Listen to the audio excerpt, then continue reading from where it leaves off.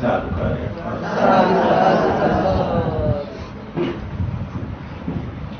අපි දැන් මේ අවස්ථාවේ සූදානම් වන්නේ ගෞරවනීය ගලතර ධම්මරක්කිත ස්වාමීන් වහන්සේ විසින් කරන ලද දේශනාව ආශ්‍රිතව ධර්ම සාකච්ඡාවක් පවත්වන්න. මේ දේශනාවේ සාරාංශය මේ පින්වතුන්ට මතකයි. සාරාංශය. ඇස, කන, දිව, නාසය, ශරීරය, මනස කියන ආධ්‍යාත්මික ආයතන හයේ රූප, ශබ්ද, ගන්ධ, රස, පොට්ටබ්බ ධම්ම කියන බාහිර ආයතන හයක් ප්‍රත්‍ය කරගෙන එහෙම නැත්නම් නිසා උපදින දැනගැනීම් හයක් වෙනවා. රූප දැනගන්නා හිත, ශබ්ද දැනගන්නා හිත, ගන්ධ දැනගන්නා හිත, රස දැනගන්නා හිත, ස්පර්ශය දැනගන්නා හිත, අරමුණු දැනගන්නා හිත. කියන්නේ විඥාන හය. අනතුරුව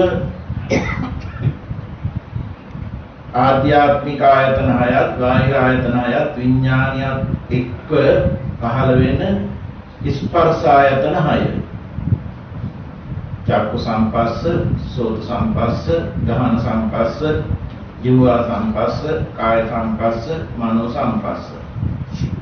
ස්පර්ශය නිසා හටගන්නා වූ සැප වේදනා, දුක් වේදනා, උපේක්ඛා වේදනා කියන ත්‍රිවිධාකාර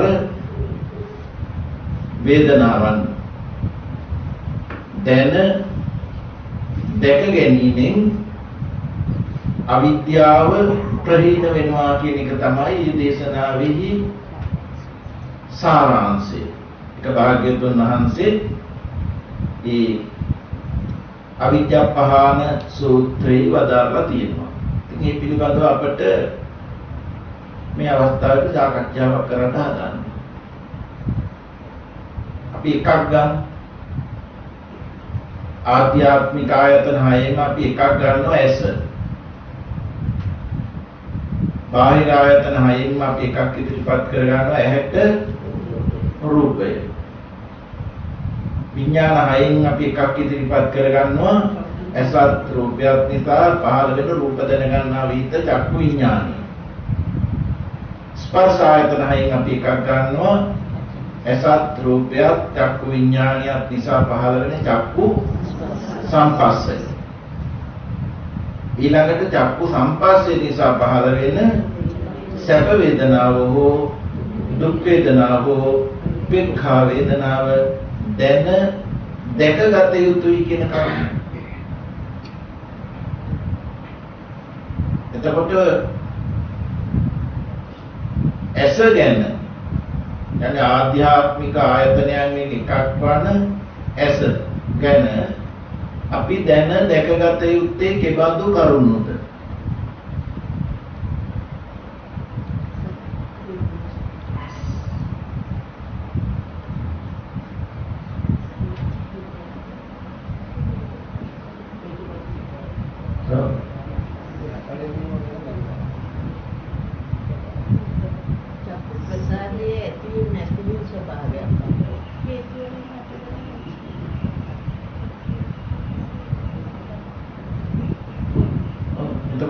චක්කු ප්‍රසාදේ ඇතිවීම නැතිවීම දැනගන්න කියනවා. තමගත කිව්වේ හේතුප්‍රත්‍යයෙන් හට ගැනීම හා නැතිවීම දැනගන්න කියනවා. ඒක හරි. ඒක දහම් පෙළ. ඒක පෙළ. දැන් මේ පෙළේ තියෙනවා චක්කුං කෝ වික්ඛු අනිච්චතෝ ඥානතෝ පස්සතෝ අවිජ්ජා පහියති. මහන ඇස අනිත්‍ය විසින් දන්නවුට දක්නවුට අවිද්‍යාව ප්‍රහීන වේ. දැන් අපි මේ වචන දෙකක් කීවේ මොකද්ද? ඇස හට ගන්න හැටි දැනගන්න ඕනේ. ඇස නැති දැනගන්න ඕනේ කියවා. අනික ඇස හේතුප්‍රත්‍යයෙන් හට ගන්න හැටි දැනගන්න ඕනේ, දැක ගන්න ඕනේ කිව්වා. ඒකේ සාමාන්‍ය උත්තරය. ඒක උත්තරය. එතකොට එක එක්කෙනා තුළ වැඩුණු ධර්මයක් ඇති. මේ ආයතනය ඇතිවීම නැතිවීම දැකගත්ත පිළිවෙලක් ඇති. ඒ පිළිවෙල එක එක්කෙනාගේ මේ ආරම්භ වෙච්ච විදිහ වෙනස්. පොදු උත්තරයක් මේ කීවි. දැන් විතක ඒ කරුණ මෙතනින් ඉදිරිපත් කරනකොට යම් තැනකින් ඉදිරිපත් කරනවා. ඒ බලන්න එක්කෙනෙක් දෙන්නේ කියන්නේ කොයි විදිහකටද මේක ආරම්භ කරලා තියෙන්නේ කියලා දැනගන්න. මොකද ප්‍රශ්නය? එසේ හට ගැනීම, නිරුද්ධ වීම, කියන්නේ නැතිවීම දකින්නේ කොහොමද කියන එක. එක එක්කෙනා අමාර විට ආරම්භ කරන පිළිවෙල දකින්න පිළිවෙල වෙනස් ඇති.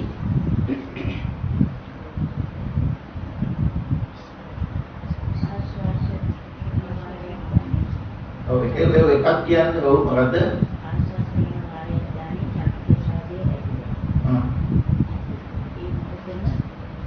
ඒක එක විදිහක්. අවිදිය ඇති මේක එක විදිහක්. මේ ඇස, කන, දිව, නාසය, ශරීරය කියන ඉන්ද්‍රිය පහ පවත්න්නේ උණුසුම නිසායි. මේ ඉන්ද්‍රිය පහ පවත්න්නේ ආරම්භක ආයු ශක්තිය නිසායි. ඉන්ද්‍රිය පහ ආරම්භක ආයු ශක්තිය නැත්තම් පවත්වන්න බෑ. ආරම්භක ආයු ශක්තිය පැවැත්වෙන්නේ උණුසුම නිසායි. ඒ උණුසුම නිසා ආයුෂය පැවැතෙනවා. ආයුෂය නිසා උණුසුම පවතිනවා. ඉන්ද්‍රිය පහ ක්‍රියාත්මක කරන්නේ වෙන්නේ ආරම්භක ජීවිතේන්ද්‍රිය කියන ආයු ශක්තිය නිසා. ආරම්භක ආයු ශක්තියක් නැත්නම් එහෙම ඉන්ද්‍රිය පහක් කතා කරන්න බෑ.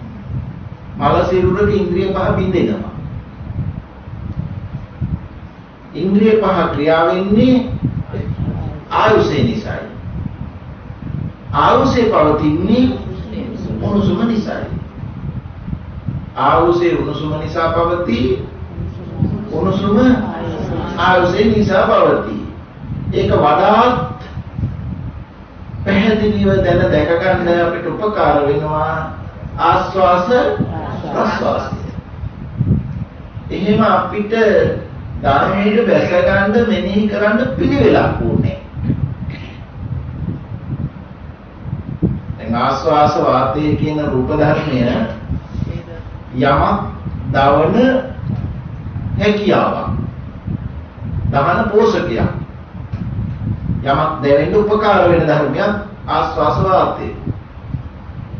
දැවෙන්නේ ගන්න ආහාර ජීර්ණය වෙලා කිලුට කොටස අයින් වෙලා ලේ ධාතු ඇති වෙනකොට ඒකේ අති සූක්ෂම ස්වභාවය තමයි මේ ආස්වාස වාතයත් එක්ක සංයෝග වෙන්නේ.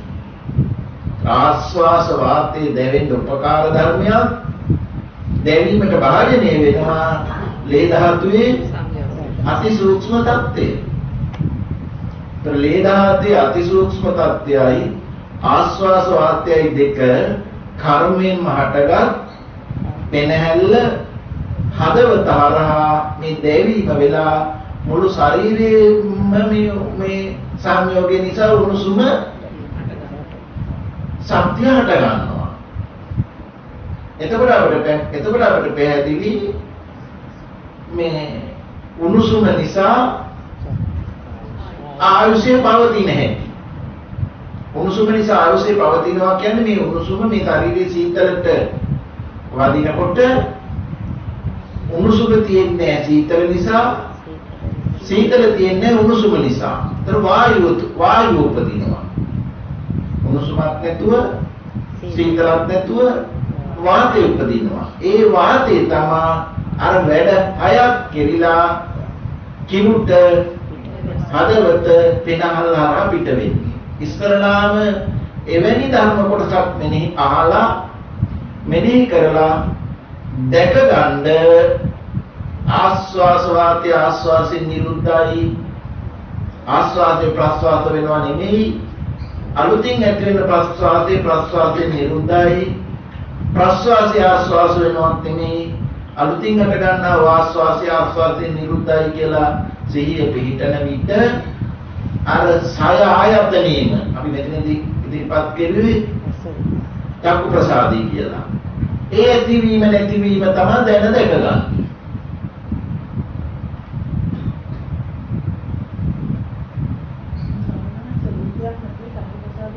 නෑ අපි දැන් රූපේ ගැන කතා කරන්නේ නැහැ. මේ කියන්නේ ප්‍රසාදයට හම් වෙන කරුණ අපි කතා කරන්නේ නැහැ. අපි දැන් මේ කතා කරන්නේ මේ ප්‍රසාද tattve.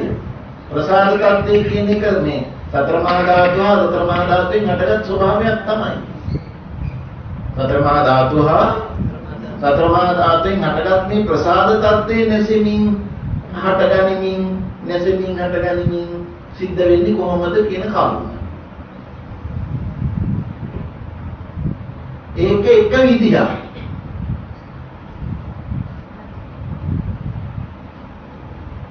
තව කියන්නේ. දැන් ඒ කරුණ ඇත්ත. කරුණකට යොමු වෙලා පිට වෙනවා කියන දැන් මෙහෙමයි. ආස්වාස වාතය ලේ දහත්තේ අතිසූක්ෂම තත්ත්වය සමග සංයෝග වෙනකොට පෙනහැල්ල හදවත හරහා ආස්වාස වාත කතා ඉවරයි. එතකොට හටගත්තේ උණුසුම. මේ සංයෝග වෙනකොට ඒක නැති වෙනවා. ඇති වෙන්නේ උණුසුම. එතකොට මොන සිරුරටම මේ උණුසුම ලැබිලා තියෙනවා. නිතරම ශරීරයේ ආපෝ ධාතුවට බරයි. ආපෝ ධාතුව බලවත් වෙන්න හදන්නේ. තේජෝ ධාතුව නෙමෙයි. අර ආපෝ ධාතුවේ බලවත් වීම වළක්වනවා මේ උණුසුමින්. එතකොට ඇති වෙනවා වායෝ ධාතුව. දැන් උදාහරණයක් විදිහට දැන් මහා මොහොතේ ආපෝ ගුණය වැඩි, තෙත් ගුණය වැඩි. සූර්ය තාපයේ උණුසුම් ගුණය වැඩි. ඒවත් තෙත් ගුණයට උණුසුම් ගුණය ලැබෙනකොට වායු ගුණය ඉපදිලානේ රළ පෙරලෙන්නේ. ඒ වාගේ මේ ශරීරය සීතල අතට බර වැඩි. මේකේ ආස්වාස වාතයේ ලේ ධාතුව දෙක සංයෝග වෙලා ඇති වෙන උණුසුමින් සීතල වළක්වලා වායෝ ධාතුව ඇති වෙලා වැඩ හයක් යෙදෙනවා. ඒතර වායෝ ධාතුවේ ක්‍රියාකාරීත්වයට අනිත් ධාතු තුනයි. පඨවි, ආපෝ, තේජෝ. ඒ වැඩ හය මොකක්ද කියලා නැහුවේ. එතකොට දැන් ආමාශගත ආහාර පෙරලන්න ඒ වාතය දෙනවා නම් ඒකට කියනවා පොට්ටාස වාතය කියලා. කොට්ටාස වාතය උපදිනවා කොට්ටාස වාතයෙන් වැඩක් කරනවා ආහාර පෙරලී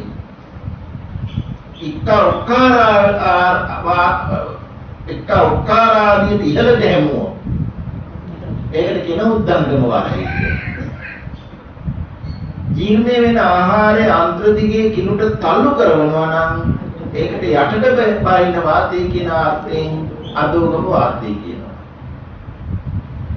ඊළඟට මේ ආමාශය ඇතුළු මේ අන්ත්‍ර පද්ධතිය තියෙන්නේ පුබ්බාපු බැලුම් බෝලයක මැද වාගේ. ඒතර පීඩනයක් යෙදලා තියෙනවා වටේට. ආමාශ අන්ත්‍ර වලට පිටතින් තියෙන වාතය උච්චිස වාතය. අන්ත්‍ර දිගේ ආහාර තල්ලු වෙනකොට රස ධාතුව ලේ ධාතුවට ඇරෙනවා. ලේ ධාතුව නහරවැල් දිගේ තල්ලු වෙනවා. නහරවැලුත් හදාගෙන තල්ලු වෙනවා. ඒකට කියනවා අංග ප්‍රත්‍ය වල ක්‍රියා කරන අර්ථයෙන් අංගමංගානුසාරී වාතය කියලා. ඒ අගමංගානුසාරී වාතී ක්‍රියාවෙන් කෙස් ලොම් නිය දත් සම්මස්නාර හැදෙනවා. කලින් හැදිලා දිරු කොටසක් වෙනවා නම් අන්පරිදයකටපත් වෙන කොටසක් තියෙනවා නම් ඒ අංගමංගානුසාරී වාතයෙන්ම තල්ලු වෙනවා. අංගමංගානුසාරී වාතයෙන් වැඩ දෙකක් කරනවා.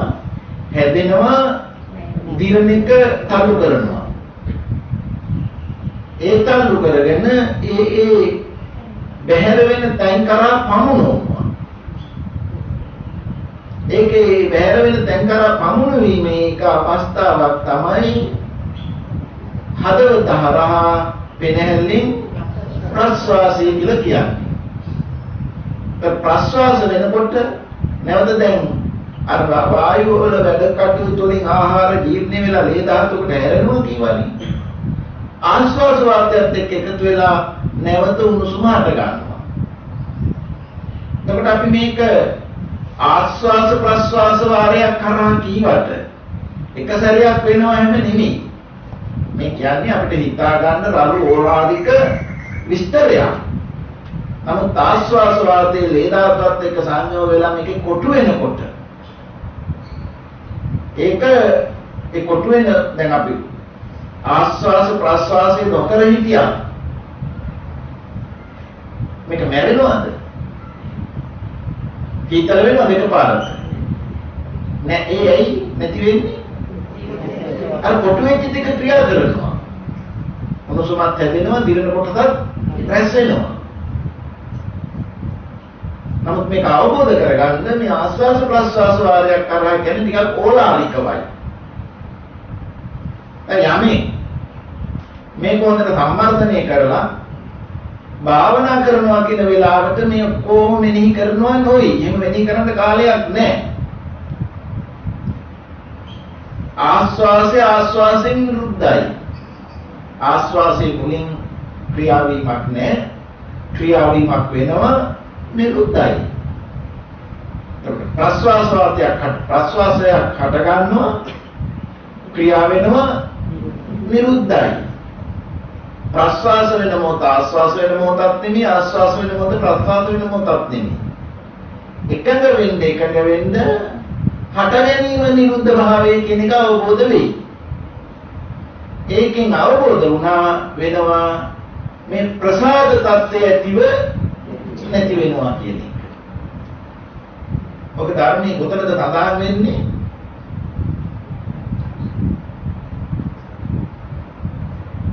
කොතනද? දහම් පෙළේ ඔව් ආනාපාන පබ්බේ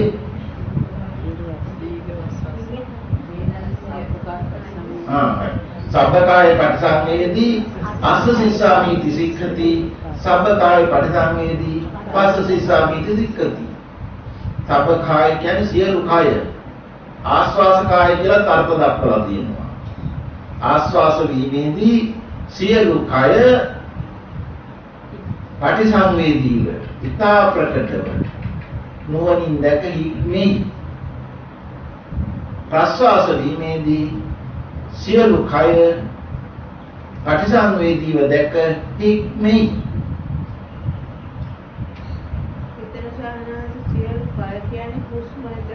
සියලු ආස්වාස කාය සියලු ආස්වාස කාය සියලු ප්‍රස්වාස කාය විනා මෙතන ස්ථිරව පවතින කයක් පෙන්වන්න බෑ. ඔය ස්ථිරව පවතින කය කියලා ඇවිල්ලා තියෙන්නේ කයක් ස්ථිරව තියනවාය.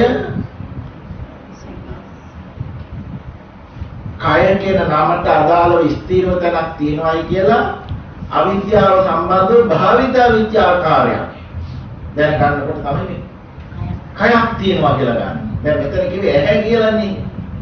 දැන් ඇස කියන වචනේ කතා කරනකොට ඇසක් තියනවා කියලා නෙවෙයිද භාවිත වෙලා තියෙන්නේ. ඇස කියන වචනේ කතා කරනකොට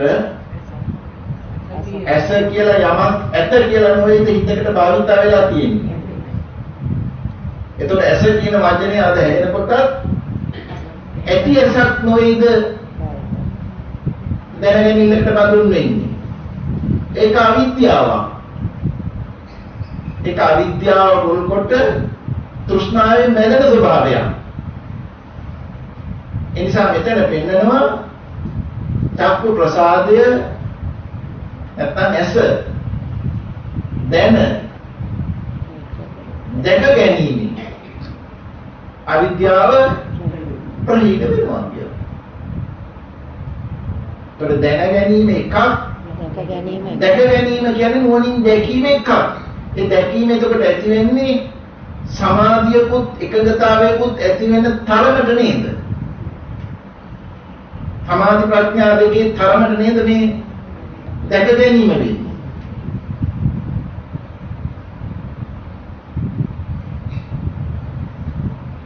තව කියන්නේ ඇස ගැන අපිට දැන් අර ඇහැට වෙලා ඔක්කොම ඉවර වෙයි. බලන්න ඕන නිසා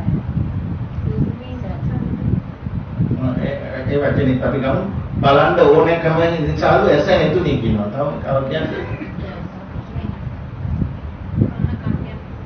පුරාණ කර්මී කිව්වේ ඒක. චක්කුම් වික්‍රේ පුරාණ ධම්මං අபிසංකතං අபிසංචේතිතං වේදනියං දඩබ්බං කියන කම්ම සූත්‍රය අපිට උගන්වනවා. මහණෙනි ඇස පුරාණ කර්මයෙන් හටගත් දෙයක්.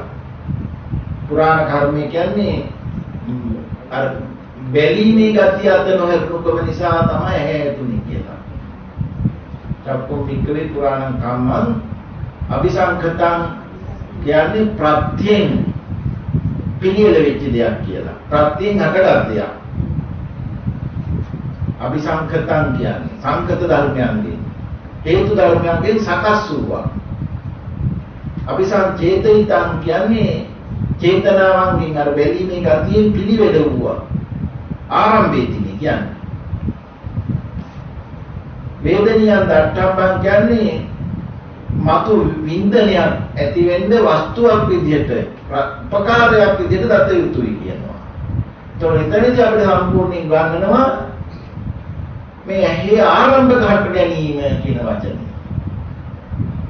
ආරම්භක හට ගැනීම එතකොට දෙමෝපිය ප්‍රත්‍යයෙන් පුරාණ කර්ම ප්‍රත්‍යයෙන් කර්ම ප්‍රත්‍ය කියන්නේ බැලීමේ ගතිය පහ නොවුණුකම නිසායි මේ හට ගැනීම සිද්ධ වුණේ කියන එක.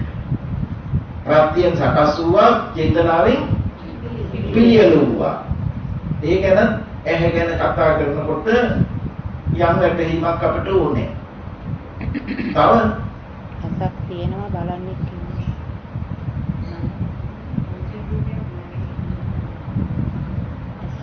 ඇස ගැන කමරුණක ඉද්ද. දැන් අපි කතා කරන්නේ ඇස ගැන.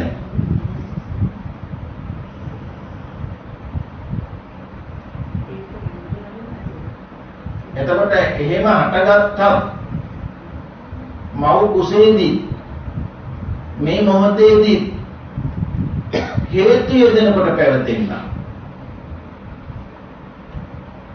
ආස්වාස හේතුවක් වේවෙන ආහාරය නැවත නැවත සැලසීම හේතුවක් දිනු කොටස අයින් වීම හේතුවක් සීත උෂ්ණ සමව පැවතීම හේතුවක්. ඊළඟ හේතුව මොකද්ද? ජීවිතේන්ද්‍රිය හේතුවක්. එතකොට මේ හේතු නිසා පවතින හේතු නැති වෙනකොට නොපවතින ඔක ආස්වාද ප්‍රස්වාසයේ මුල් කොට අවබෝධ කරගන්න.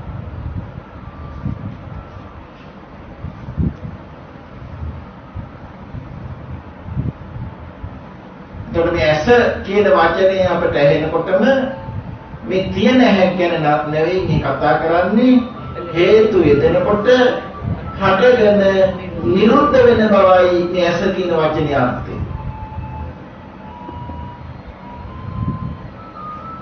ඇස කියන වචනේ තියෙන අර්ථය හේතු යෙදෙනකොට හටගෙන නිරුද්ධ වෙන බවයි. ඒ ගැන අපිට ටිකයි කතා කරන්න පුළුවන් වෙන්නේ. සමාධියක පිහිටලා අර ඇතිව නැතිවීම කියන නුවණින් යුත් සමාධියකට නේද එතකොට එහි යතහ භූත තත්ත්වය ඇති තත්ත්වය අවබෝධ වෙන්නේ.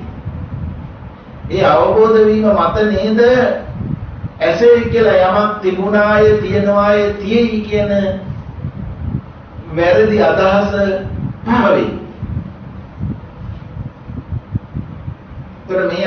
මේ වචන ටික තේරුම් ඕනම කෙනෙකුට භාවනාව කියන්නේ විදර්ශනා භාවනාව කියන්නේ නුවණේ වැඩිම. නුවණේ වැඩිම මොකක්ද කියලාත් එතකොට පැහැදිලි වුණා. මොකක් අයහමනේ භාවනා කරන්නේ කොහොමද කියලා. භාවනාව කියන්නේ මොකක්ද කියන කරුණත් උතන පැහැදිලි වුණා.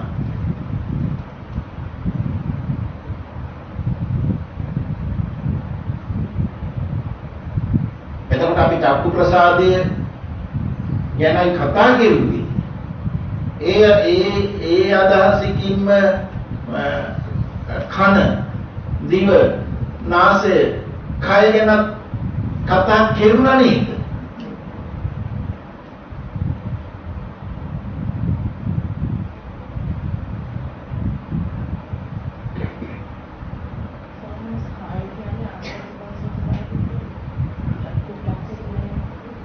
ආස්වාස ප්‍රස්වාස කායයට සියල්ල ඇතුළත්. ඒ සමේ මජ්ක්‍ධිම නිකාය සතිපට්ඨාන සූත්‍රයේ මේ කායानुපස්සනාවේ මේ ආස්වාස ප්‍රස්වාස කායක් බව අදාළයි කියලා තියෙනවා. කායයට.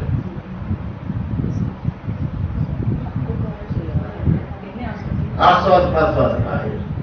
එතනින් අපි අවබෝධ කරගන්න ඕනේ හේතු එදෙනකොට හටගෙන නිරුද්ධ වෙනවා කියන කාරණයයි. ඒ ක්‍රියාරූපයයි මේක අපි තෝරාගන්න. අද පහේම ක්‍රියාකාරීත්වයේ වැටෙනවා. ප්‍රසාද පහේම ක්‍රියාකාරීත්වය වැටෙනවා. ඉන්ද්‍රිය පහ ආයුෂ නිසා පවතිනවා. ආයුෂය උෂ්ණය නිසා පවතිනවා. උෂ්ණය ආයුෂ නිසා පවතිනවා. ඒක අපිට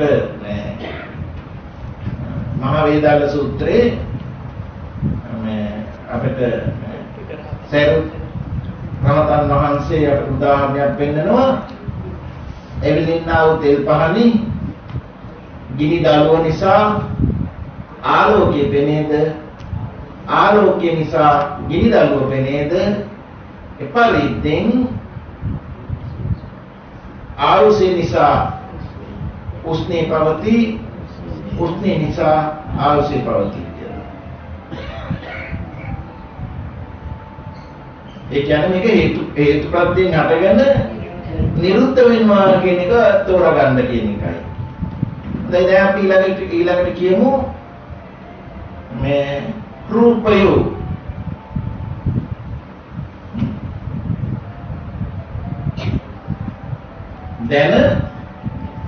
දැක ගන්න කියනවා එතකොට.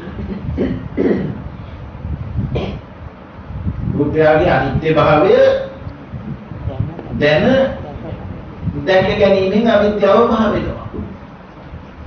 දැන් රූපය කියනකොට දැන් චක්කු ප්‍රසාදයට අපි කියන රූපේ මොකද්ද? වර්ණය හා සටහන කියනවා. සෝත ප්‍රසාදයට ශබ්ද රූපේ කියනවා. නාසය ප්‍රසාදයට ගන්ධ රූපේ. ජීවා ප්‍රසාදයට රස රූපේ. කාය ප්‍රසාදයට පොට්ටබ්බේ කියනවා. පොට්ටබ්බ රූපේ කියන්නේ හැපෙන දේ කියනවා. හොඳයි පහටම පොදු නමක් කියන්නේ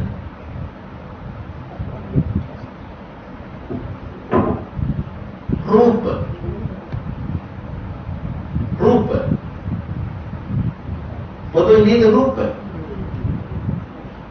ඇසට වර්ණෝ සටහන් රූප කීවත් කනට ශබ්ද රූප කීවත් නාසයට ගන්ධ රූප, දිවට රස රූප, කායට පොට්ටබ්බ රූප. රූප කියන වචනේ පොදුයිනේ. රූප කිව්වේ මොකද්ද?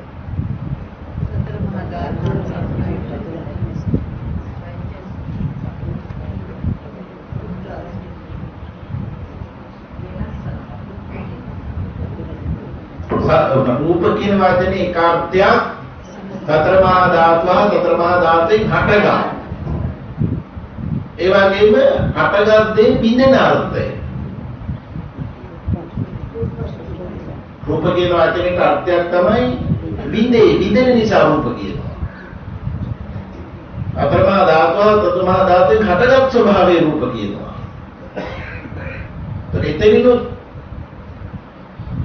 එතනිනුත් කියවිලා නැහැ රූපේ කියලා යමක් ඇති බව. රූපේ කියලා යමක් ඇති බව කියවිලා නැහැ.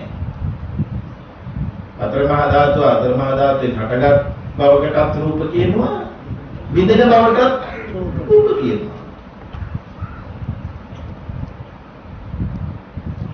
එතකොට සාරාංශය වෙන්න ඕනේ පෙර නොතිබීම හේතුවක් යෙදෙනකොට හට ගන්නා ස්වභාවය නිරුද්ධ නොවි තියෙන්නේ. මේ අර්ථය තමයි රූප කියන්නේ. රූප කියලා යමක් මේ ඇති අර්ථයක්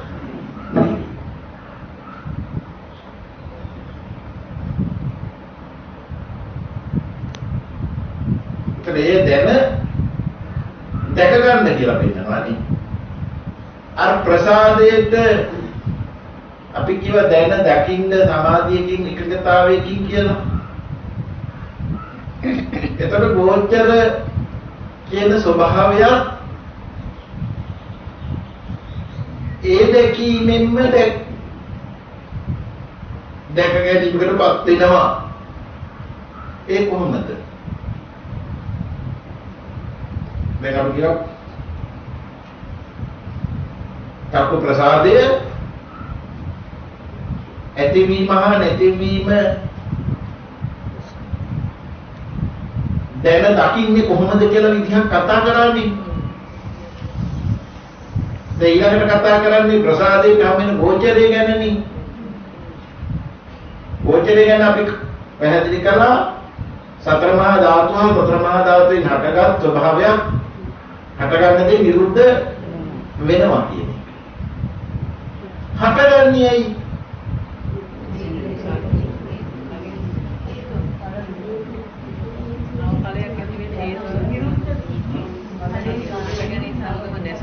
හටගත් සතර මහා ධාතුවෙන් හටගත් ස්වභාවයක් නිරුද්ධ වෙන්නේ. හටගත් ස්වභාවයක් නිරුද්ධ නොවි තියෙන්නේ නැහැ. හටගත් ස්වභාවයක් නිරුද්ධ වෙන්නේ නව ඵලයක් ඇති කරන්න හේතු සකසලයි. හටගත් ස්වභාවයක් නිරුද්ධ වෙන්නේ නව ඵලයක් ඇති කරන්න හේතු සකසලයි. උදාහරණයක් කියන්නේ හාල් නිරුද්ධ වෙන්නේ නව ඵලයේ නැමැති බත් ඇති කරන්න හැකියාවක් හේතුවක් ඇතිකයි. දැන් අපිට හාල් ගැන කතා කරන්න ඕනේ නැහැ. නව ඵලයක් ඇති වෙන්නේ නව ඵලයක් ඇති කරන්න හේතුවක් හින්දායි. හේතුවකින් ඇති වෙන නව ඵලෙ නිරුද්ධ වෙනවාමයි.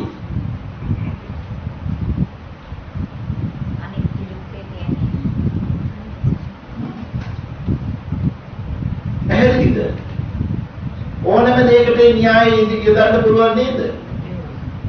පෙර නොතිබීම එතකොට හේතුවක් කියලා නිසා හට ගන්නවා. හේතුවකින් හටගත්ත දේ නිරුද්ධ නොවි තියෙන්නේ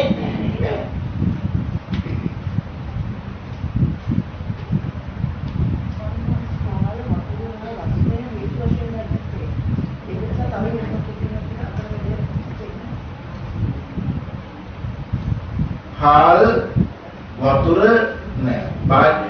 අලුතයි ඉන්නවනේ. වාදනයකට හාල් ටිකක් දමලා වතුර ටිකක් වක් කරලා ලිපේ තියලා ගින්දර පත්තු කෙරුවා. හාල් පටවිය බල වැඩි. අනිත් ධාතු නැතුව නෙමෙයි හාල් පටවිය බල වැඩි. වතුර වැක්කිරුවා කියන්නේ ආපෝ ගතිය බල වැඩි. ගින්දර තේජෝ ගතිය බල වැඩි. ඒතර අවිනිර්භෝගිකයි හිත වාතේ ක්‍රියාව උතන. මේ ක්‍රියාවේදී ඔය හතර ආකාරයෙන් නැසෙනවා. නැසීමෙන් බත් කියලා නව ඵලයක් හට ගන්නවා. දුරින් බලනකොට හාල් වතුර ඉන්දර වාතයේ හේතු කියන්නේ. පත්‍ය දෙක ඵලය. ඒක ටිකක් දුර දැකීම. මේ හතර හේතු පත්‍ය දෙක ඵලය. නමුත් තවත් සිවුම් කරලා බලනකොට අර හතර නැසුණා. ඒ හතර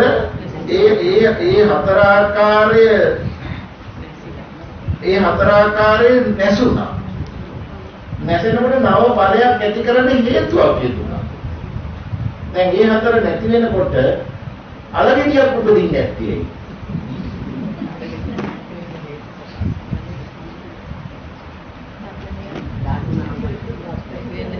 ඒ සංයෝගයේ නැසෙනකොට බක්නවති සංයෝගයක් ඇති වෙන්න තමයි හේතුව එතන. එතන අපිට කතා කරන්න වෙන්නේ අර හතර ගැන නෙමෙයි මේ ඇති කරවපු හේතුව ගැන. හේතුවත් ඵලයත් එතනමයි. ඒ හේතුවත් ඵලයත් එතනමයි එක්ෂණිකව සංතති නිරෝධයත් එහිමයි.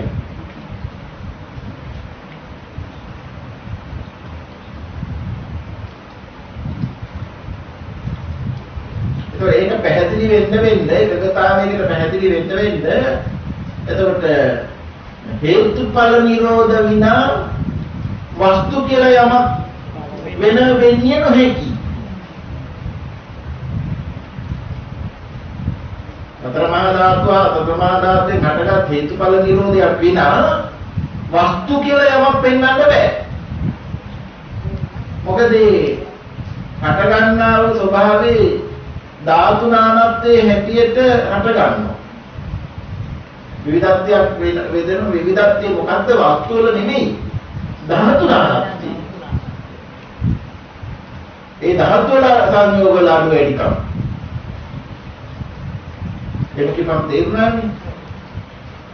તો ධාතු නානත්වයේ හැටියට හට ගන්නවා හටගත්තට නිරුද්ධ වෙනවා. ඒව දන්නේ ධාතු නානත්වය කියලා දන්නවද? ඒ විදිහට මේ ප්‍රසාදයට ගෝචර වන රූපය අනිත්‍යභාවය දැක ගැනීමෙන් අවිද්‍යාව ප්‍රහීන වෙනවා කියන්නේ වස්තුවේයි යමක් ඇති බවට අරගෙන තිබුණු මතය ඒ විදිහට පිළිගත නොහැකි වෙනවා.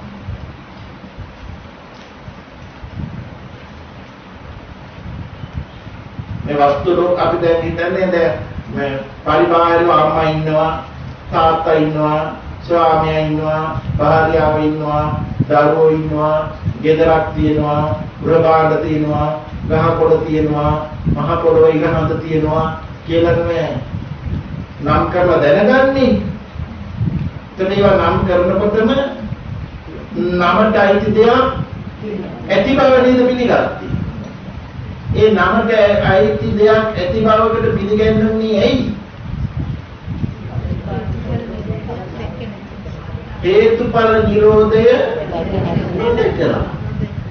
එකම තැනකවත් මේ මනසට හේතුඵල නිරෝධයක් දැක්කේ නැහැ. භාවිත වුණේ නැහැ. ඇති ඒව නම් කරනකොට ඇති බවම තමයි පුතුනේ.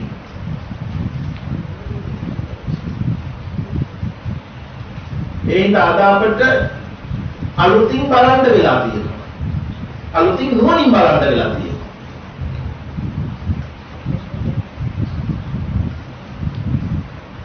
දැන් එතකොට අපි එතන ප්‍රසාදේහි අනිත්‍ය බව කතා කළා. හමු වෙන ගෝචරෙහි රූපයගේ අනිත්‍ය බව කතා කළා. මේ අනිත්‍ය කියන්නේ හේතුවක් නිසා හටගන්න ස්වභාවය නොපවතින නොපිහිටන බව කියන එක. හටගන්නා වූ ස්වභාවය නොපවතින නොපිහිටන තමයි. හටගත්ත දේ නොපවතිනවා නොපිහිටනවා විනා තිබුණු දෙයක් නොපිහිටනවා නොපවතිනවා නොවේ. දැන් ලෞකික ලෝකයේ අනිත්‍ය ගැන කතා කරන්නේ තිබුණු දෙයක් නැති වුණා කියලා නේද? අපට අනිච්චාවත සංඛාරා කියන වචනේ මතක් වෙන්නේ කොයි වෙලාවටද? මරුණා නේද? එතකොට ඉස්සරලා හිටියා දැන් අනිත්‍ය වෙලා. ඉතින් වෙලා හිටියා. හිටපු දෙයක් නැති වුණා කියන අර්ථයක් දෙන්න නේද? ඒක හදන්නේ. නමුත් වත කියන්නේ ඒකාන්තයෙන්. වත කියන්නේ ඒකාන්තයෙන්. සංඛාරා කියන්නේ සකස් වෙන ධර්ම. හට ගන්න ධර්ම. හේතු වෙනකොට හට ගන්න ධර්ම ඒකාන්තයෙන් නොපවතිනවා නොපිහිටනවා අනිත්‍යයි. අනිච්චා. තව හට ගන්න දෙයක් ඒකාන්තයෙන් නොපවතිනවා කියන එකයි අනිච්චාවත සංඛාරා. උපාද වය ධම්මිනෝ හට ගන්න දෙයක් වැය වෙනවාමයි. තියෙන දෙයක් වැය වෙනවා කියන එක නෙමෙයි මේ කිව්වේ.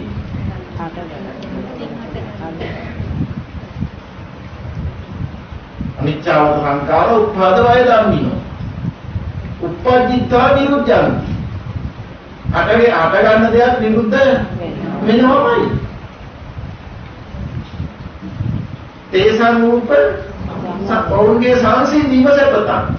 මොකද සංසිඳීම කියන්නේ? අර ඉන්නවා ඒ තියෙනවා කියලා මතේ පහවීම සැපතක්. ඒක තමයි මේ අනිත්‍ය දැකීමෙන් අවිද්‍යාව ප්‍රහීන වෙනවා.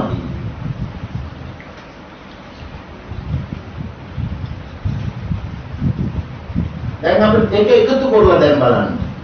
ප්‍රසාදයයි ගෝචරයයි කියන දෙකම අපිට එක පාරින් අවබෝධ කරගන්න බැයිද? හේතු නිසා හට ගන්නවා නම් නොපවතිනවා කියන එක.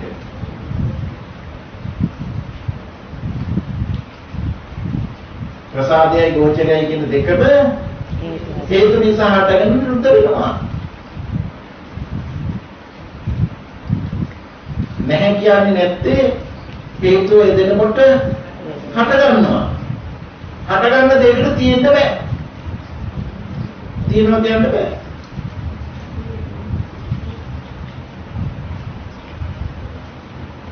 ඊළඟට අපි කතා කරනවා චක්කු විඥානේ. රූප දැනගන්නා විහිිත.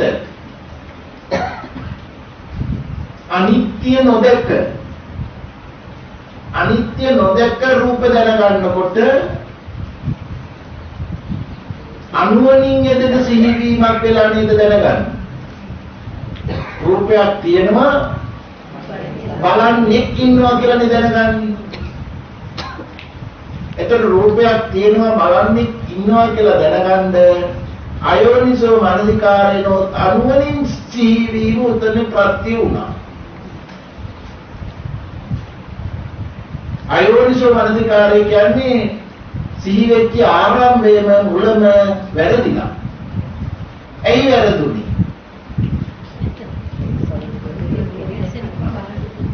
අවස්ථා දෙකකට කියනවා. එකක් බලන්නේ ඉන්නවා බලන්න දෙයක් තියෙනවා කියන මතේම පාවිච්චි වුණා. එහෙනම් ඒ මත ඒ විදිය තමයි සිහියට නැගෙන්නේ. ඊළඟට අපිට කියන්න වෙනවා අර ඔය දැන් කියපුවා හේතුඵල නිරෝධයක් අවබෝධ වෙලා නැහැ.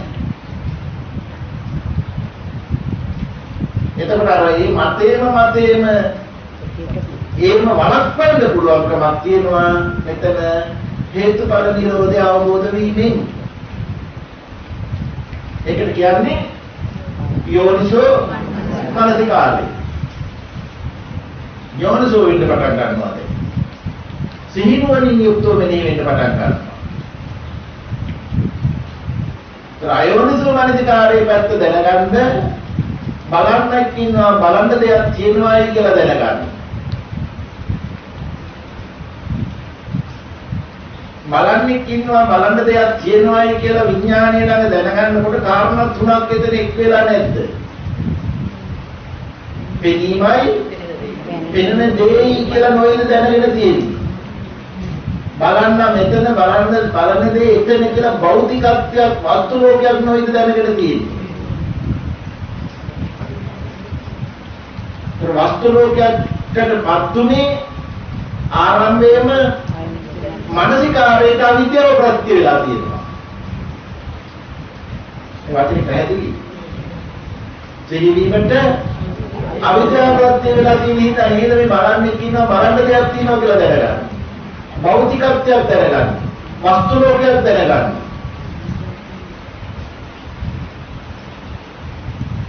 පෙනීමයි පෙනෙන දේ විඥානයේ තුන එකේ. තින්න සංගති පස්සෝ කාරණා තුනක එකතු ස්පර්ශය. පස්සපච්ච වේදනා. එහෙනම් විඳීමක් තියෙන විඳින්නෙක් ඉන්නවා විඳීමක් තියෙනවා. ඒ වේදනාව බාරගන්නේ ඒ පිළිගැනීමෙන්මයි. ඒ නිසා තණ්හා උපාදාන භව කියන එක මගාරවන්න බෑ. තණ්හාව කියන්නේ කැමති වුණා, උපාදාන කියන්නේ දැඩිව කැමති වුණා, භව කියන්නේ ඒ දැනගත් අවස්ථාවේ නැති වුණාට නැවත එවැනි ආකාරයක් පහළ කරවන්න හේතුවක් වුණා. අපි කියේ බැලීමේ ගති අතහැරුනේ නැති හිතයි ඇහැ පාලුනේ කිවි ආභවය. කර්ම භවය. ඒ කර්ම රැස්ුණා කියන්නේ නැවත ඇති කරවන ගතිය.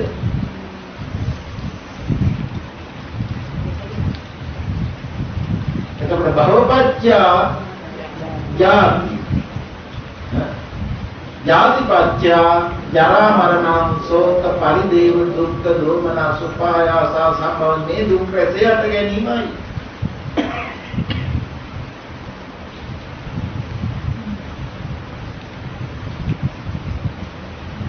එතකොට දුක්ඛ ගැන නොදැනීමක් වේද? මේ ජාතිය, මේ ජරාව, මේ ව්‍යාධිය, මේ මරණය මේ හිත හරහා වරදවා පවරා ගන්න හැටි දන්නේ නැත්නම් උපාදාන ස්කන්ධය ගැන දන්නේ නැහැ. මේ රූපයයි සිතුවිලි හිතයි එකිනෙකට ප්‍රත්‍ය වෙලා උපාදාන ස්කන්ධයක් පහළ වෙන හැටි දන්නේ නැහැ.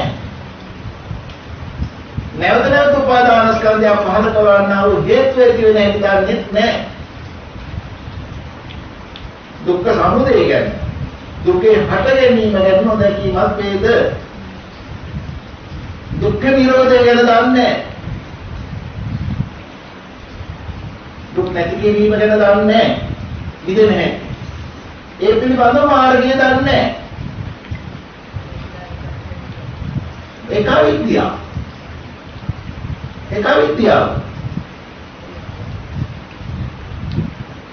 මේ අවිද්‍යාවට මුල මොකද්ද? අවිද්‍යාව කියන්නේ නොදැනීම කියනවා.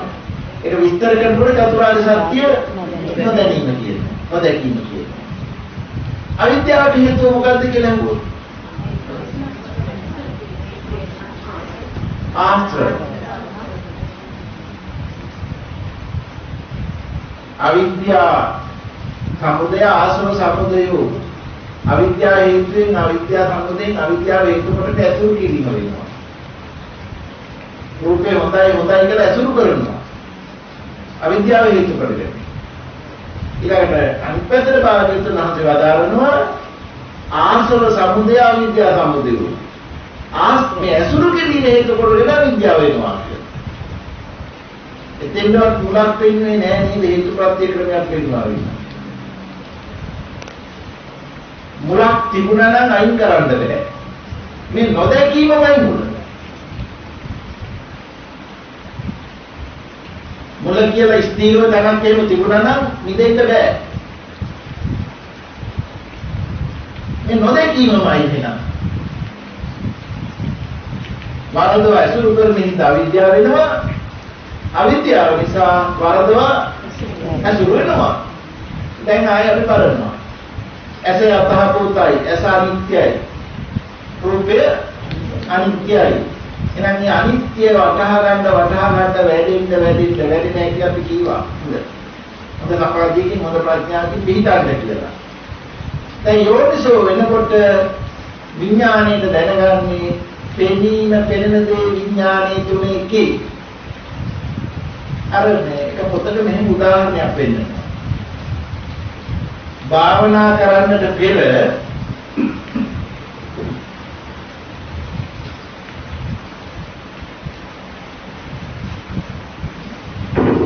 භාවනා කිරීමට මුලින් කඳු වශයෙන් දියැලි වශයෙන් ගිහියන් වශයෙන් භික්ෂුන් වහන්සේලා වශයෙන් දැනගතිමි.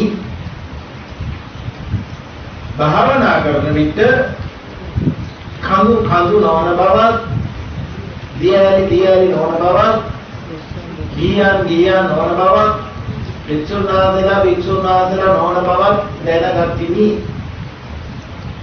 නමුත් භාවනාවෙන් පසුව නැවත කඳු වශයෙන් දියැලි වශයෙන් ගිහියන් වශයෙන් භික්ෂුන් වහන්සේලා වශයෙන් දැනගනිමි.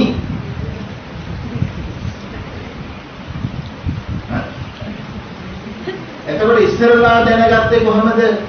මුලින් භාවනාවක් මුකුවක් නැති කාලේ දැනගත්තේ කොහොමද? අර ආයෝනිසෝ මනසිකාරයට අවිද්‍යාව ප්‍රත්‍ය වෙලා බලන්නේ බලන්නේ භෞතික ලෝකයක් තමයි දැනගත්තේ. එහෙම දැනගන්නකොට එතකොට මේ ස්පර්ශය කරන්නේ ඉන්නවා, වේදනා විඳින්නේ ඉන්නවා, තණ්හා උපාදාන භවය කියලා කර්ම රැස්වීමෙන් තමයි අවසන් වෙන්නේ. දුක් ඇති හටගන්න හේතුවක් වෙනවා. අපි භාවනා කරනවා කියලා කියන්නේ මේ භාවනා කෙරුවා වගේ. ඒ ඇස ගැන භාවනා කෙරුවා. රූපය ගැන භාවනා කෙරුවා. විඥානයක් හටගෙන නිරුද්ධ වෙන හැටි භාවනා කෙරුවා. එතකොට යෝනිසෝ වෙනවනේ. එතකොට මේ ස්පර්ශේ වේදනාව හටගෙන නිරුද්ධ වෙන භාවය ගැන භාවනා කෙරුවා. ඒකයි සූත්‍ර ධර්මයේ වෙන්නේ.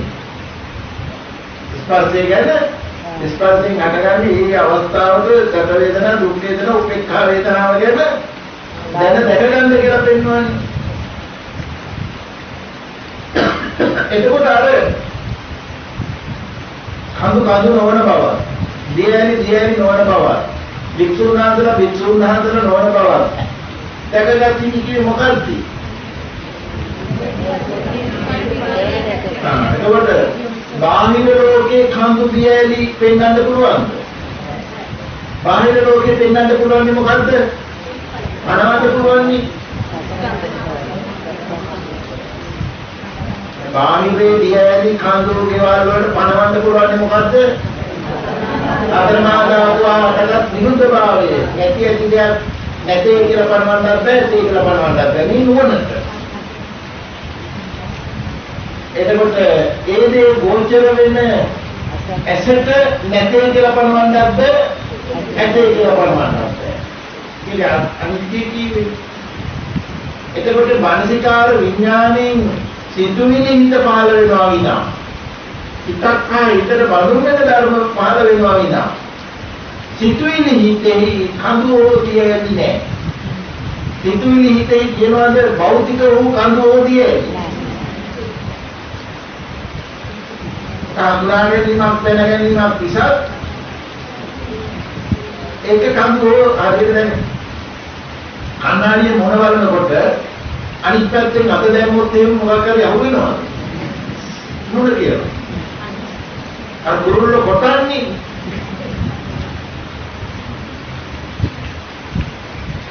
ඒ ඡායාවේ වස්තුවක් නැහැනේ. එකාකාරයකට මේ අනිත්‍ය රූපේ ප්‍රත්‍ය කරගෙන මේ සිතුවිලි හිතට නැගෙන ඡායා ස්වභාවයක් නේ. ඒ ඡායා ස්වභාවයක් පහළ වෙනවා කියලා දැක ගන්නවා. කඳු නොවේ. කඳු කියලා පණවන්න දෙයක් නෑ. සිතුවිලි පණවන්නත් බෑ. කෝටිලි පණවන්නත් බෑ. විඥානෙට පණවන්නත් බෑ. එහෙනම් කඳු තිබුණා කියන එක අයින් වෙන්නේ කොතනින්ද?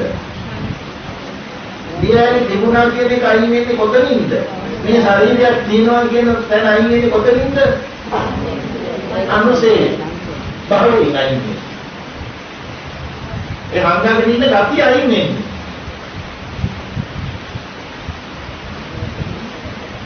නමුත් පසුව ආයෙත් නම කතා කරනවා. ආයෙත් කන්ද කියන්නේ කන්ද කියලා. තියාගන්නේ. මොකද තියාගත්තේ නැහැ. සම්මුතියයි පරමාර්ථය. කම්මතේ පඤ්ඤාප්තියක් බව ඒකමයි පරමාර්ථය. කම්මතේ සම්මතේ බව දැක්ක එකමයි පරමාර්ථය. ඉස්සෙල්ලා සම්මතේ ඇත්තක් උට ගත්තා. දැන් සම්මතේ බව දැක්ක කියලා කියන එකම නොවේද පරමාර්ථය. ඉතින් මේ ආයතන හරහා මෙල්ල නැති වෙලා යනවා විනා වස්තු ලෝකයක් හමු වෙන්නේ නැහැ. නමුත් කිසිම වෙනසක් නැහැ. නමන එකටම කතා කරන්නේ. ඒ විදිහමයි කතා කරන්නේ.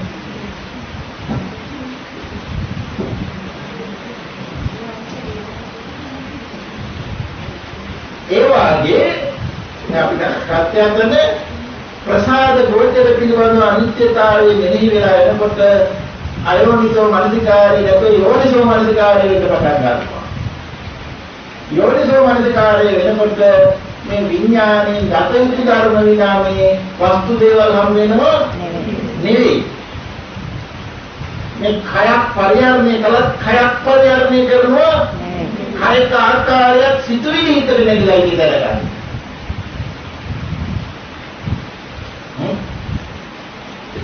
ඒ වගේම එයින් ලැබෙන ස්පර්ශ වේදනා නිරුද්ධ වෙනවා. ඒසිය නුවණ වැඩෙන්න අර තණ්හා උපාදාන භව වීම කියන කොටස දෙක නිරුද්ධ වෙනවා. ඒක තමයි අවිද්‍යාව ප්‍රහීන වෙනවා කියන්නේ. දැන් අන්තිමට ওই ටික ඔක්කොම එකතු කරලා බලන්න මනස පහළ වෙන ධර්මයෝ මනෝ විඥානය මනෝ සංපස්සේ නිසා පහළ වෙන සැප දුක් උපේක්ඛා වේදනාවගේ නිරෝධය ගැන අනිත්‍ය ගැන මනස කීවේ භාවිතා වෙන සිහි වෙන කෘත්‍ය මේ භාවිතා වෙන සුළු වෙන කෘත්‍ය කර්මෙන් හටගත්තා කර්ම න්‍යාය සම්බන්ධයි කර්මයේ මේ භාවිතා වෙන සිහි වෙන කෘත්‍ය ආරම්භ වුණාට ආස්වාද වාදයේ වේදාතේ සංයෝගයේ උරුසුම ශක්තිය සැපේ නැත්නම් ඒ කෘත්‍ය වෙන්නේ නැහැ කාම ලෝකේ. මනසිකුට වෙන්නේ නැහැ.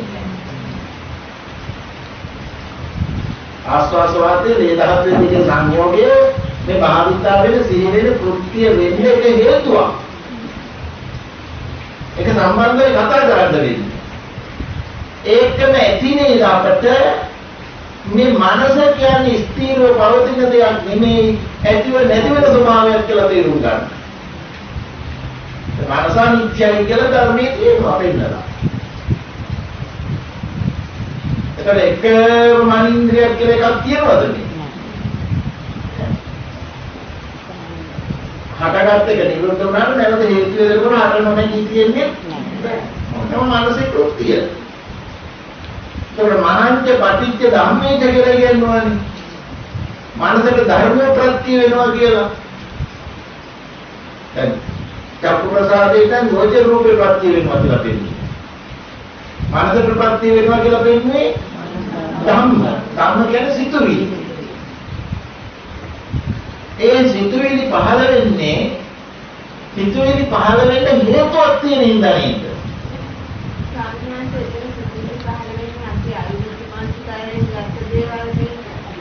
දැන් එහෙමයි. නමුත් මේ සත්‍ය අවබෝධය සම්පූර්ණ දැනටත් පහළ වෙනවා. අපි සම්මත විවාහය කතා කරනවානේ රහත් වුණා කියලා. පාදාරි නැවත ඇති නොවන විදිහට භව නිරෝධ වුණා කියලා. ඒ පරමාර්ථ ගත වෙනවා නම් සිතුවිලි පහළ වෙන්නේ නැද්ද? එතකොට දැන් ඒ සත්‍ය අවබෝධය නොවුණු හැමතැනකටම සිතුවිලි පහළ වෙනවත් එක්කලාම යම් වැරදි ගතියක් පොතෙන් දෙකුතු වෙනවා. සිතුවිලි දෙයක් කෙනෙක් කොට පිළිගන්න කරනවා. දැන් මේ සිහිනකට වැටෙනකොට අපි හිතමු මේ අලියෙක් පිටිපස්සෙන් එළවගෙන එනවා. එතකොට අලියගෙන් බේරෙන්න බය වුණා. බය වෙලා ගහකට නැංගා. එහෙනම් දුවන්න පටන් ගත්තා. එකපාරටම බයින් හැරුණා. එතකොට ටිකක් වෙලා යනකනුත් ආස්වාද ප්‍රස්වාසයේ වේගවත් නේද? ටිකක් වෙලා යනකම් ආස්වාද ප්‍රස්වාසයේ වේගවත් දැන් අවදි වුණා. එතකොට එතනදී උනේ මනංච පටිච්ච ධම්මේච උප්පජ්ජති මනෝ විඥානං තින්නං සංගති පස්සෝ පස්සපච්ච වේදනා. අර මනසේ ඉන්ද්‍රියට අර භාවිතා වෙච්ච ආකාරයක් සිහියට නැගුණා. මනෝ විඥානේ දැනගන්නවා. නමුත් මනෝ විඥානේ පහළ වුණා කියලාද දැකීම? අලියෙක් මාපාරේ ලෝණුවා කියලා නේද? එතකොට සිහි වෙන සිතුවිලි වස්තු කොට අරන් නැද්ද? වස්තු කොට පිළිගන්නේලා තියෙනවා නේද? ඒ අරගෙන වේදනාවත් එතකොට විඳිනේ කරන්නේ ඉන්නවා නේද? මේ බේරෙන්න කරපු උත්සාහයකුත් දෙනවනේ.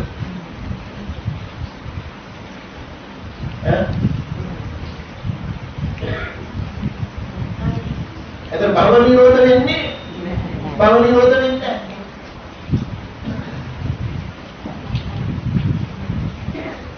එතකොට අවිද්‍යාවහගතවත් සිහි වෙනවා. නමුත් අවිද්‍යාවහගත නොවුනත් සිහිවීමේ ධර්මතාවයක් වෙයි. ඒකට තණ්හා උපාදානයෙන් යන්නේ නැහැ. දැන් සිහි වෙනකොට අවිද්‍යාව තණ්හා වෙනවා. ඒතර මනංච පටිච්ච ධම්මේච කියන්නේ ධම්ම කියන සිතුවිලි ඉදිරිපත් වෙන්නේ හේතු හින්දායි. හේතු කියන්නේ මේ මානසික කෘත්‍යය තමයි භාවිතා වීම සිහිවීම. භාවිතා විච ආකාරය සිහියට නැගෙනවා. එහෙම නැත්නම් මේ මානසික පුළුවන්කමක් තියෙනවා නව නිර්මාණ ඉදිරිපත් කරන්න.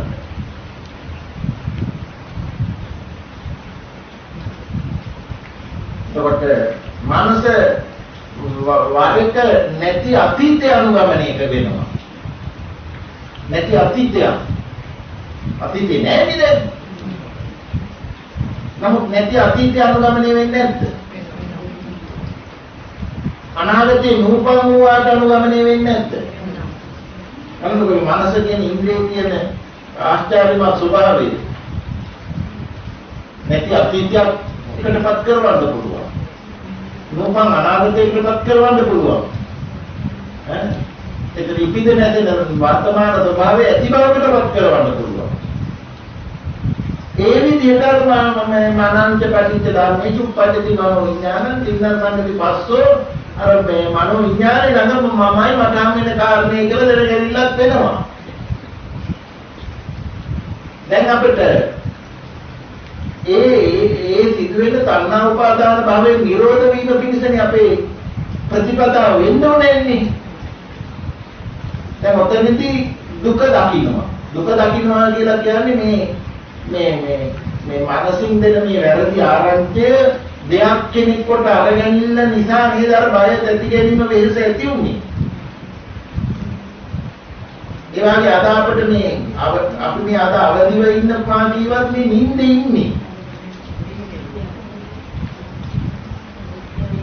ප්‍රඥාවට අවදි වෙලා නැහැ. ඒ නිසා නේද මේ ජාතිය ජරාව ව්‍යාධිය මරණය පිළිගන්නේ. උපාදානස්කන්ධය දුකයි.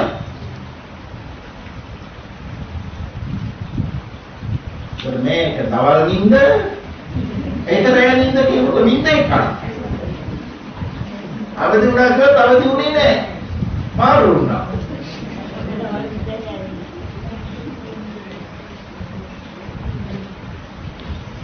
එතකොට ඒ උපාදානස්කන්ධයට හේතුව සමුදය. එහෙම තවුරු කරනවා. එතකොට දුක්ඛ නිරෝධය ඒ මනසත් පහළ වෙන අරමුණත් මනෝ විඥානියත් තින්නත් සංගති පස්සෝ කියන තැන නිරෝධය කියන තිනිනවල පිළිගන්න ඕනේ. එතකොටයි සම්මා දිට්ඨිය එන්නේ. ඒකට කියන්නේ චතුරාර්ය සත්‍ය දැකීම කියලා. එතකොට අපි දැන් මෙහෙම කීවට පිළිහිටියාද? එතකොට ඒකට මාර්ගය ඒකට පිළිවෙල මොකක්ද?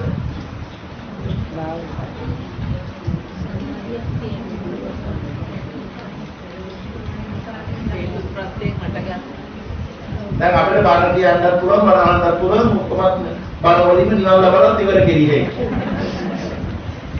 හැබැයි එහෙම වෙනවා නම් හොඳයි. එහෙමත් වෙන්න පුළුවන්. නමුත් නොවෙනවා නම් මොකද කරන්න ඕනේ?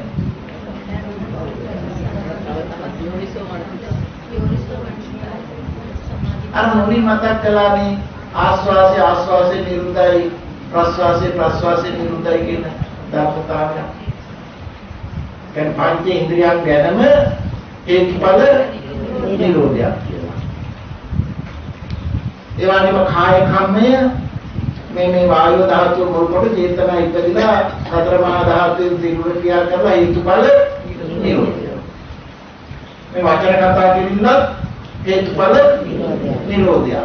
හැකිතා දුරට අතිපත්තහණියක් ඕනේ හැම ක්‍රියාවක්ම ඇති වෙනවා නැති වෙනවා. හැම ක්‍රියාවක්ම ඇතිව නැති වෙනවා. ඒවා වැරදෙනකොට මොකද වෙන්නේ? නැවත උපාදානස්කන්ධය ඇති වෙන්න හේතුවක් වෙනවා. වැරදීම උපාදානස්කන්ධයයි. වැරදීම නැවත වැරදෙන්න හේතුත් වෙනවා. හැකිතා දුරට හට ගැනීම නිරුද්ධ වීම කෙරෙහි සිහි කරන්න ඕනේ, බලන්න ඕනේ, මෙනෙහි කරන්න ඕනේ, භාවිත කරන්නත් ඕනේ. එහෙම යෙදෙනකොට විවේක වෙන මොහොතේදී අපි හැම වෙලේම වචන කතා කරන්න යන්නේ, හැම වෙලේම කතා කරන්න යන්නේ නැහැ, හැම වෙලේම රූප ශබ්ද හොයන්න යන්නේ නැහැ. විවේක වෙන මොහොතක් තියෙනවනේ. ඒ විවේක වෙන මොහොතේදී මේ මානසික කෘත්‍ය කෙරෙහි යම් නුවණකින් යොමු වෙන්න වෙනවා. කොහොමද යොමු වෙන්නේ? ආස්වාස වාතය ඇදෙනවා මනීන්ද්‍රිය මුල් කොට සිතුවිලි හිත් පහළ වෙනවා. එහෙම නැත්නම් සිතුවිලි හිත් ඇදෙන පහළ වෙනවා ආස්වාස වාතය ඇදෙනවා. මේ දෙකම නොපවතිනවා.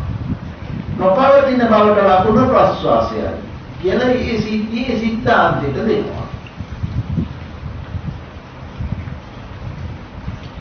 මානසික කෘත්‍ය සිතුවිලි පහළ වීම. ඒ සිතුවිලි සිත් පහළ වෙනවා නම් ආස්වාස නොවි තියෙන්නේ නැහැ. හිතත් පහළ වෙනවා ආස්වාසයත් ඇදෙනවා දෙක නොපවතිනවා. ප්‍රස්වාස වීම ප්‍රස්වාසෙම නොපවතිනවා. එහෙම පහවිද්‍යාවක් වෙන්න ඕනේ. විවේක අවස්ථාවක එහෙම භාවිතයක් වෙන්න ඕනේ. එහෙම භාවිතා වෙන්න ආස්වාද ප්‍රස්වාදයේ සියුම් වෙනවා. ඇයි?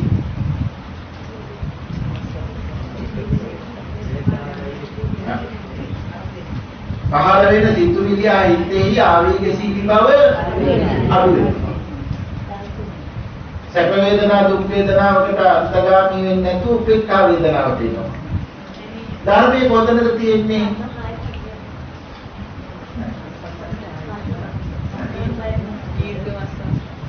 වෙප්පක්කටි කියන කොට හරියයි.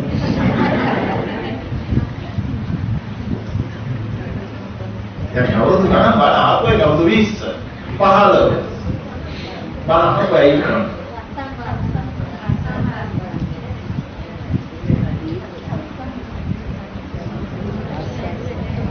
අවුරුදු 20 ඈ බණ දීපුවා ඉන්නවා.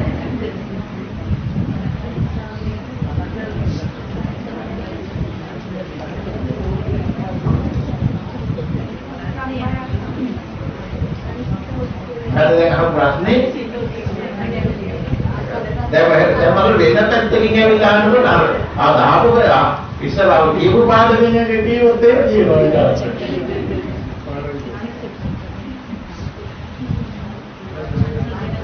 දැන් අහපු ප්‍රශ්නේ මතක නැද්ද?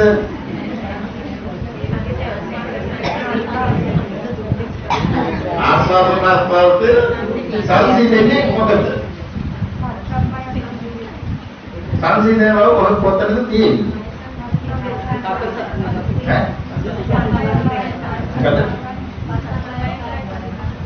නේ මුල හෙව්වේ.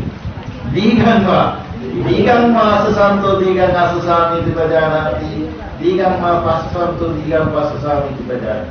දීර්ඝ ආස්වාස වීම ප්‍රඥාවෙන් දකින්න. දීර්ඝ ප්‍රස්වාස වීම ප්‍රඥාවෙන් දකින්න. මේ ප්‍රඥාවෙන් දකින්න කියන්නේ දීර්ඝ ආස්වාස වෙනවා දීර්ඝ ප්‍රස්වාස වෙනවා කියලා හිත ඉන්න එක නෙමෙයි. කැප වේදනා දුක් වේදනා අවේගසීනී හිතක් ඇති වෙනකොට දීර්ඝ ආස්වාස වෙනවා දීර්ඝ ප්‍රස්වාස වෙනවා. ඒ වැඩි ශක්තියක් වැය වෙනවා වැඩි කිලෝටක් පිට වෙනවා. මේ රූපයයි ඉතිවිලි හිතයි එකිනෙකට ප්‍රත්‍ය විද්දේනවා නැසෙනවා. ඒක කෙනෙක් හිතනවා නෙමෙයි මේ. කෙනෙක් ආශ්‍රද ප්‍රස්වාද කරනවා කියන්නේ. මේ සිදුවීම දිහා බලන්න.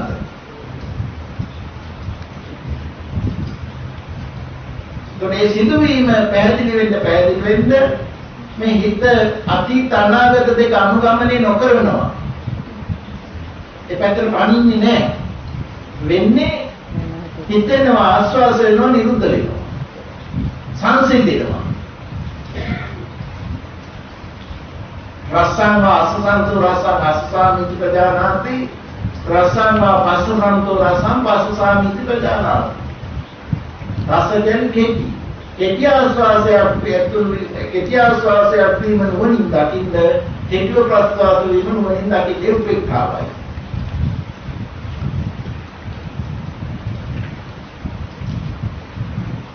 දැන් ඒක ඉස්සලා අපි කිව්වේ එහෙම එනකොට තමයි සබ්බකාය පරිදාමේදී අසුසිසාමිති සික්කති සබ්බකාය පරිදාමේදී පාසසිසාමිති සික්කති. සියලු ආස්වාස කය දෙක හික්මේ සියලු ප්‍රස්වාස කය දැන් ආස්වාස ප්‍රස්වාස කය දෙක හිතින් නේද එතකොට ආස්වාස ප්‍රස්වාස කය දන්නේ නැහැ ආස්වාස ප්‍රස්වාස කය කියලා හිත තමයි මේකට එදිලා තියෙන්නේ. දැන් මේ සිද්ධිය එමින් පංච විඥාණයෙන් යොමු නොවි මේ ආරංචි මනෝ විඥාණය ළඟට වැටෙනවා. පස්සන් බය සංසිඳනවා කියනකොට සංසිඳීම මේ පංච විඥාණයම අතහැරලා යනවා. මනෝ විඥාණය ළඟ. දැන් අපි නින්දට වැටෙනකොට වැටෙන්නේ වස්තු දේවල් කාරණා පිළිඅරගෙන. ඒ කියන්නේ භවයට අල්ප මාත්‍රයකවත් පහරක් ඇදිලා නැතුව භවයේ ශක්තිමත් වීමයි මේ නිින්දේදී වෙන්නේ. අනුමනින් නිින්දේදී වෙන්නේ. ඒකයි බුදුරජාණන් වහන්සේ නිින්ද ජීවිතේ වද බවක් කියලා වදාළා තියෙනවා. ජීවිතේ වද බවක් මේ නිින්ද කියලා අනුමනින්මයි යන්නේ. බාල්තරි. දැන් මෙතනදී නිින්ද කියන්නේ මේකට. මේ පංචේන්ද්‍රයන් යොමු නොවීමෙන් මනීන්ද්‍රය ළඟ අවදි භාවයක් ආවා. අවදි වුණා නුවරට අවදි වුණා. ඒ නුවරට අවදි වෙනකොට මනස මොල් වෙලා ආස්වාද සංඥාවම හිතට පහළ වෙලා මනෝ විඥානය දැන නිරුද්ධ වීම දැකීම වෙන්නත් පුළුවන්.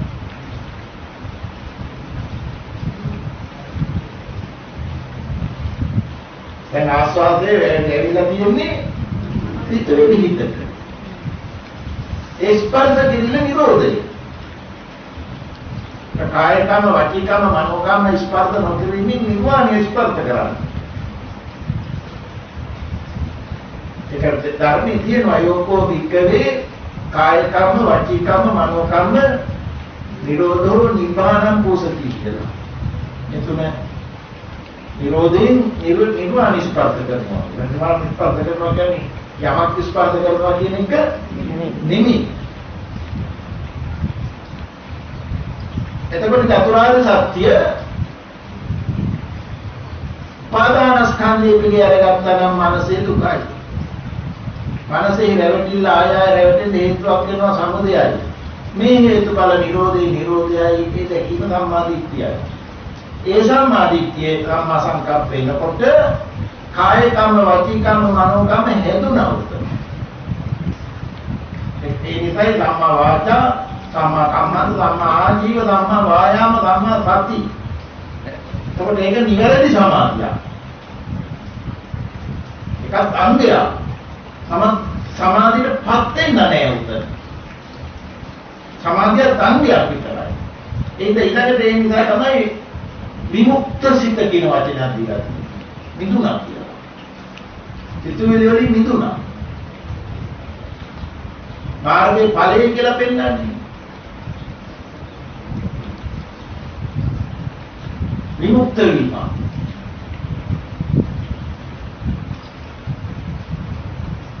ඉතින් ඒකන දක්වාම බලන්න මේ චතුරාර්ය සත්‍ය ඉදිරිපත් වෙලා මේ අවිද්‍යාව පහ වීම වෙනවා. ඒ අවිද්‍යාව පහ වෙද්ද උපකාරුණී මුලපටන්ම අන්තිය.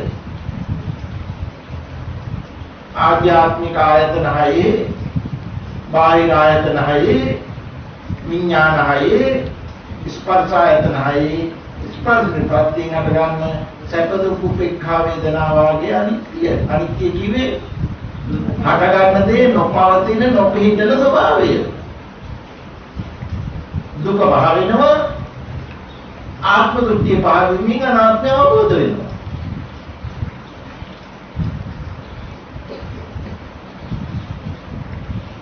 අනිත්‍ය දුකක් උනේ පුතඥ හිතට.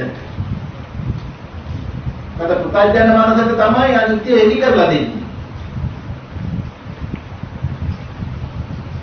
අනිත්‍යයි දුකේ ආදීනව පෙන්වන්න වෙනවා. මේ වැරදි රැවටිල්ල දරාගෙන ඉන්න එකේ ආදීනවේ පෙන්වන්න වෙනවා. අනිත්‍ය පැහැදිලි කරන්න වැරදි රැවටිල්ල අල්ලාගෙන ඉන්න කතිය පහ වෙනවා. පහ වීමෙන් මොකද වෙන්නේ? මේ ආත්ම දෘෂ්ටිය පහ වෙලා අනාත්මය අවබෝධ වෙන්නේ.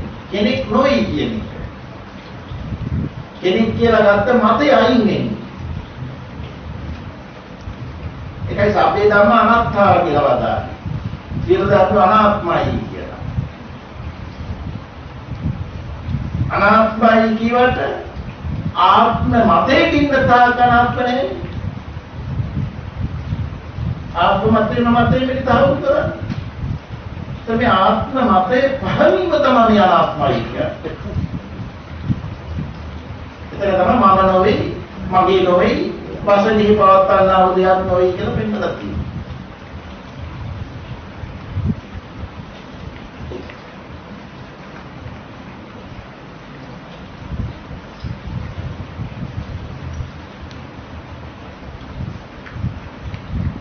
දැන් මොකක්ද ප්‍රශ්නේ පැහැදිලිද?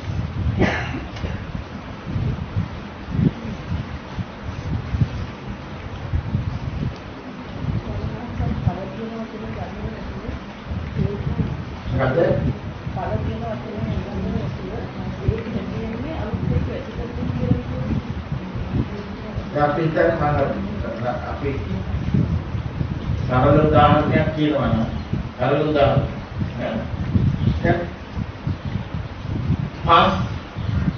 පස් හේතුව කියන්නේ දැන් ඔය කියන මට්ටමට පස්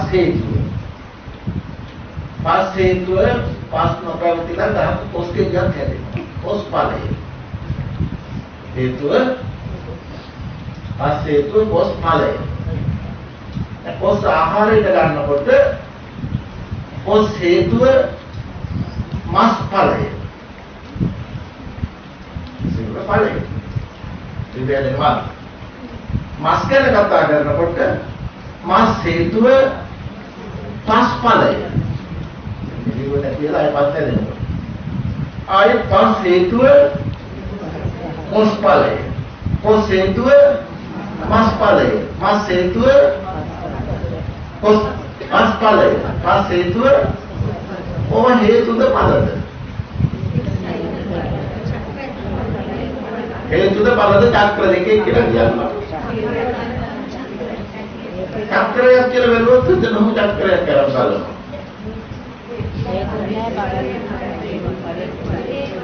හේතුද ඵලද?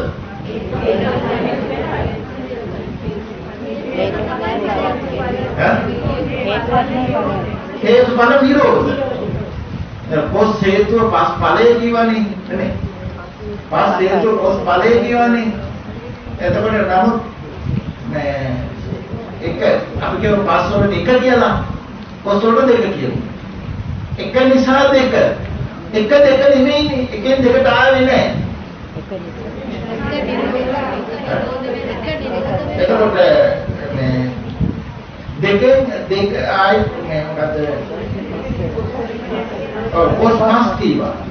කොස් වලට එක කිව්වොත් ඒක මස් දෙක. එක නිසා දෙක නිසා එක දෙකට ආවේ නැහැ. ආයි මස් නිසා පස් කීවා. කලින් පස්ද? පහුවෙලා නැහැ. කවුරුත් දෙන්නේ ඒකයි. පහුුනේ නැහැ. පහුවෙන්න බැරුමක් තියෙන්න. දැන් පහුුනෙත් ඉදිරියට යන්නෙත් නැහැ. හැමදාම කොස් කීවට පුංචි කාලේ දෙකු කොස්ත වෙයි. ඒ වාග්යයක් හදනකොට හේතු නිසා ඒ නම කතා කරනවා. නමට අදාළදී හට ගන්නවා. ඒක දිගේ බලනකොට අර වචන දෙකක් අරගෙන කතා කරන්න බැරුව යනවා ඊළඟට. කොස් කියන එක පස් කියන ඵලේ නැති වෙලා නව ඵලයක් ඇති කරන්න හේතුවක් විතර. ඒක පස් කතා කරන්න වැඩක් නැතුව යනවා. කොස් කියන්නේ හේතුඵල නිරෝධයමයි. ඊළඟට කොසුයි මසුයි කියලා දෙකක් කරගෙන කතා කරන්න නැතුව යනවා. මොකද කොස් කියන්නේ නැති වෙලා ඉවරයි මස් දෙන්නකොට. මස් දෙති කරන්න හේතුවක් නිසා මස් දෙතිලා හේතුඵල නිරෝධය කරනවා. ඉතින් ඒ කීපෙක ඊට වඩා සියුම්. නමුත් අර මුල් පාරේ ආවට කමන්නේ මේ සිවුම් එක තෝරා ගන්න. කරුණු දෙකක් කරගෙන. ඒකෙන් උගන්වනවා අට ගන්න ඵලයක් නැසෙන්නේ නව ඵලයක් ඇති කරන්න හේතුවක් වෙලා කියලා. ඒක තෝරගත්තට පස්සේ ඒක ඕනේ නැහැ. එතකොට හැම වෙන තැනම හේතුඵල නිරෝධය.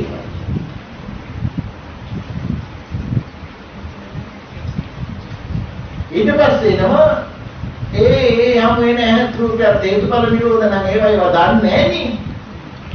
එහෙනම් ඒක යෙදෙන්නේ මානසිකාරයෙන් වෙන විඥානය හරහායි.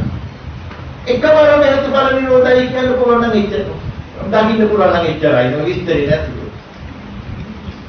මොකද දැන් කියන්නේ රූපයක් ගැන මානසිකාරයක් ගැන විඥානයක් ගැන විඥානයෙන් දකින ධර්ම ගැන ඒක වැඩෙන්න ඕනේ ධර්ම. ඒක වැඩිලා එනකොට අනාත්මය විනා තව එකක් නෑ. කොච්චර කොටස් කරත් තමයි.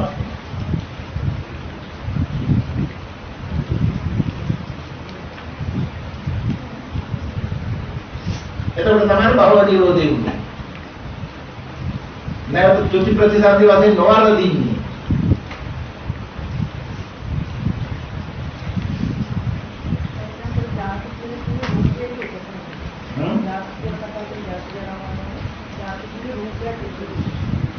දෙක එකතු කරලා රූපයයි සිතුවිලි හිතයි තුනම එකතු කරලා ස්කන්ධ පංචකේ පහළ වීමටයි යති කියන්නේ. ආයතන හයි ලැබීමටයි යති කියන්නේ. එකක් වෙච්ච තමයි නේද බෑ.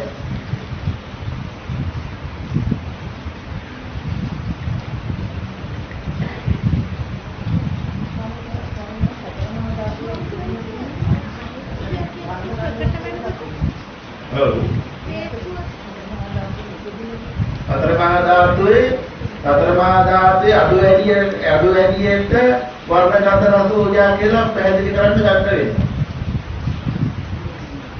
දැන් අපි හැමදාමත් කියන්නේ දැන් අමුක දෙවියයි ලිංග දෙවියයි ගන්නකොට අමුක දෙවියයි පඨවි ආපෝ තේජෝ ආයෝ කියන හතරහ වලින් හටගන්නවා. ඒක නැතිලා හටගන්නේ ඉදුක දෙවියයි පඨවි ආපෝ තේජෝ ආයෝ හටගන්නවා. වෙනසක් තියෙන්නේ මොකද? විතරා වෙනසක් දැනගන්න පුළුවන් වෙන්නේ ධාතුනානත්යෙන් වෙනස්. ඒකෙදි තියෙන ධාතුනානත්යෙන් වෙනස් වෙනකොට වෙන වර්ණයක්, වෙන ගන්ධයක්, වෙන රසයක්, වෙන ගුණයක්. ඒක මේ ප්‍රසාදයට ගෝචරයි. වර්ණයේ චක්කු ප්‍රසාදයට ගෝචරයි. ගන්ධයේ කාය ප්‍රසාදයට ගෝචරයි. රසයේ ජීව ප්‍රසාදයට ගෝචරයි. ඕජාව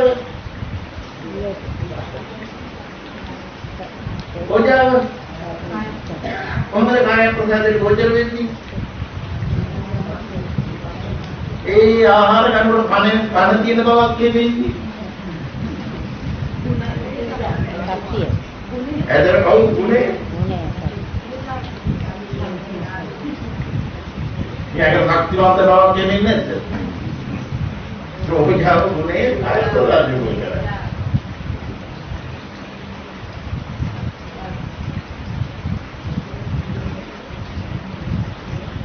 එතකොට සෝත ප්‍රසාදේ කියුනේ නෑනේ. සෝත ප්‍රසාදේ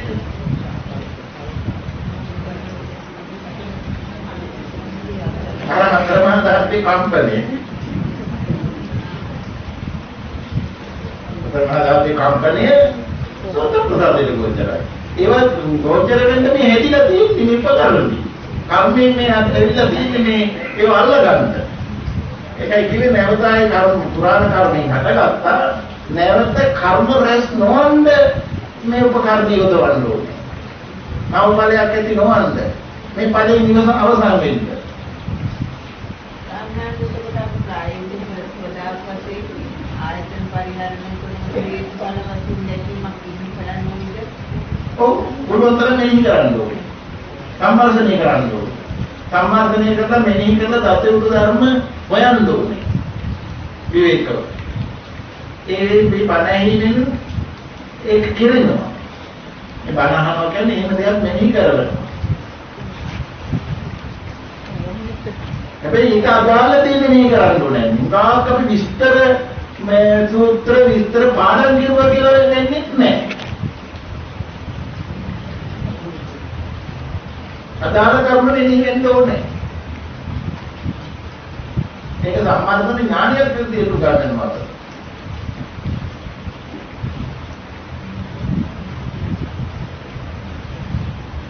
එන නතර කරුනේ.